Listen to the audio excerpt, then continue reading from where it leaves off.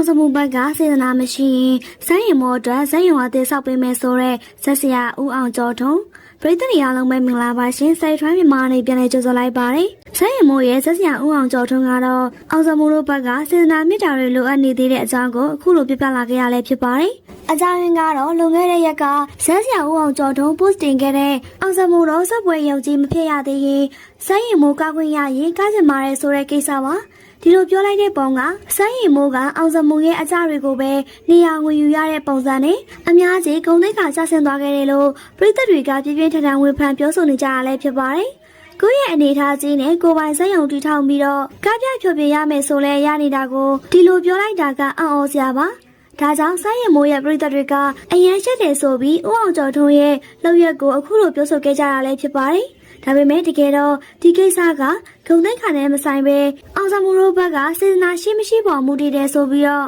ဦးအောင်ကျော်ထွန်းကပြန်ပြီးတော့ရှင်းလင်းခဲ့ရလဲဖြစ်ပါတယ်။ဘာလို့လဲဆိုတော့စိုင်းရင်မိုးနဲ့အနေထားဘလို့ရှိလဲဆိုတာအထွေထူးပြောစရာမလိုတော့အောင်သိပြီးသားပါ။ဇက်စင်ကိုယ်တိုင်ဒီဆောင်ရင်ရပေမဲ့တစ်ဖက်လူစေတနာရှိမရှိကိုစမ်းသပ်လိုက်တာပဲဖြစ်ပါတယ်။သူကအခုလို post တင်ပြီးတော့တောင်းဆိုလိုက်တဲ့အခါမှာအောင်စမှုဘက်ကအားရတဲ့စိတ်ရှိရဆိုရင်စေတနာရှိရဆိုရင်သူ့ရဲ့တောင်းဆိုချက်ကိုတေချာပေါက်လက်ခံကြမှာပါဒါပေမဲ့သူတို့ဘက်ကမဖြစ်နိုင်ပါဘူးမအားပါဘူးဆိုပြီးတော့ညီလိုက်မယ်ဆိုရင်တော့ဒါကသူတို့ရဲ့စေတနာအနေထားကိုဖော်ပြတာပဲဖြစ်ပါတယ်လက်ရှိမြန်မာနိုင်ငံမှာအောင်မြင်မှုအမြင့်မားဆုံးမင်းသားနှစ်လက်ကတော့ပြိုင်ဆိုင်မှုမရှိပဲတယောက်နဲ့တယောက်စေတနာထားတယ်ဆိုတာကိုသိချင်တဲ့အတွက်ဂုဏ်သိက္ခာကိုပေးဖယ်ပြီးတော့အောင်စမှုကိုစသတ်လိုက်တယ်လို့ဆိုခဲ့ပါတယ်အောင်စမှုဘက်ကသာစိုင်းရင်မိုးကိုမနာလိုစိတ်မရှိပဲအနုပညာကြီးကိုမောင်နှမတွေလိုသဘောထားမယ်ဆိုရင်သူ့ရဲ့စက်ရုံကိုငားပေးပြီးတော့စေတနာကိုထုတ်ပြရမှာပါ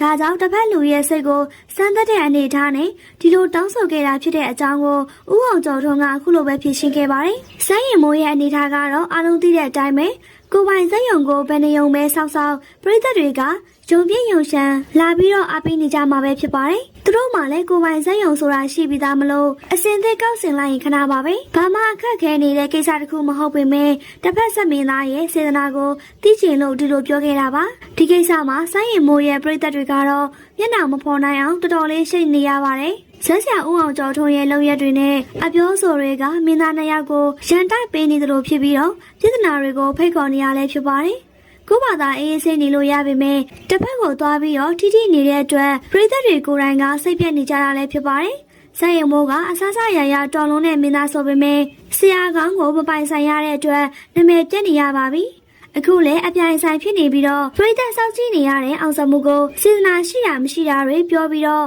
ရန်တိုက်ပေးနေသလိုလုပ်ရပါပဲအောင်စမှုစောက်ပွဲရုံကိုမငားပေးရင်စေတနာမရှိတဲ့စက်မင်းသားကျင့်ဝတ်မရှိတဲ့မင်းသားဆိုပြီးတော့ဦးအောင်ကျော်ထွန်းကဘယ်လိုပြောအောင်မလဲတော့မသိပါဘူးတကယ်တော့ဦးအောင်ကျော်ထွန်းကစိတ်ရင်မိုးမအောင်မြင်ရင်တော့နောက်ထပ်မင်းသားတွေနဲ့အစားထိုးဖို့အစင်သိပြင်ဆင်ထားပြီးငွေရဖို့အတွက်သာကြည်နေရတယ်ဖြစ်ပါတယ်အခုတော့အောင်စမှုနဲ့စိုင်းရင်မိုးကိုမကြာခဏပြဿနာဖြစ်အောင်ရန်တိုက်ပေးနေတဲ့ဦးအောင်ကျော်ထွန်းရဲ့လုပ်ရပေါ့ဘယ်လိုလေးတွေမြင်လဲဆိုတာခေါင်းမမရေးသွားပြခဲ့ကြပါအောင်ရှင်